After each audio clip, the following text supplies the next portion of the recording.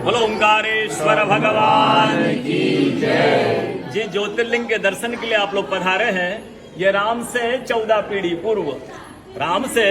पीढ़ी पूर्व मांधाता राजा हुए हैं। शिव पुराण में उल्लेख है जिन्होंने मां से नहीं पिता से जन्म लिया था। उनकी तपस्या से ये शिवलिंग प्रकट में स्थापित लिंग नहीं है। जिस प्रकार आरती करते हम प्रण अक्षर के मध्य ओम अक्षर के मध्य यह तीनों एका जय शिव ओंकारा। एक शिवलिंग में ब्रह्मा विष्णु महेश निराकार धरती से प्रकट हुए हैं।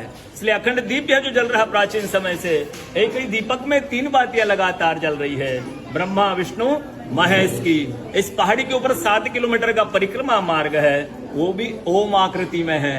जो पर्वत पे हम प्रभु के दर्शनों के लिए खड़े हैं, ये पर्वत स्वयं शिवलिंग की आकृति में है। चारों तरफ नर्मदा मैया जलहरी बनकर बह रही है। पूरे 12 ज्योतिर्लिंग में शयन आरती होती है, लेकिन बाबा का विश्राम ओंकारेश्वर ज्योतिर्लिंग में है। तो उनके शयन के लिए झूला पलना चौपड़ पास से बिछाए जाते हैं।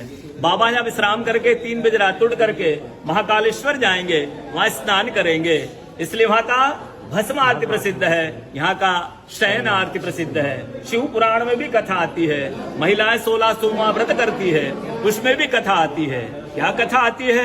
प्रतिदिन भोलेनाथ आते हैं, माँ के साथ विश्राम करके सुबह ब्रह्म मुहूर्त में उठकर चले जाते हैं। एक दिन जब भोले बाबा माँ के साथ पधारते हैं तो माँ पुजारी से पूछती, पुजारी हम विश्राम के लिए जा रहे हैं, ये चौपड़ पासे में किन की जीत होगी? पुजारी बोलते कि आज ही भोले बाबा जीतेंगे। ऐसा बोलकर पुजारी घर चले जाते हैं। भोले बाबा माँ विश्राम के लिए चले जाते हैं। सुबह ब्रह्म मुहूर्त में जैसे ही भोले बाबा माँ बाहर निकलते हैं, पुजारी द्वार पर रहते हैं। तो माँ पुजारी से पूछती, पुजारी कल मैंने आपसे पूछा था हम विश्राम के लिए जा रहे, चौपड़ पासे में किन की जीत होगी? आपने कहा भोले बाबा जीतेंगे। भोले बाबा नहीं, मैं जीती हूँ। माँ ऐसा बोल करके उनको श्राप दे के चली जाती है। उनके तुरंत पश्चात अप्सराएं शिवलिंग पे जल चढ़ाने आती। तो अप्सराएं पुजारी से पूछती, पुजारी अस्वस्थ क्यों हो गए? आप तो ठीक थे। फिर पुजारी बताते हैं प्रतिदिन भोले बाबा माँ के साथ विश्राम करके चले जाते थे।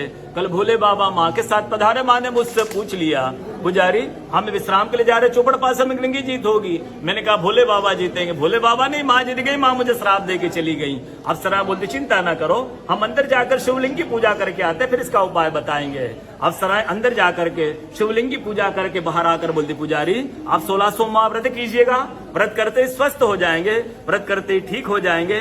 ये वो कथा का दर्शन ओंकारेश्वर ज्योतिर्लिंग में प्रतिदिन होता है। बोलो ओंकारेश्वर भगवान की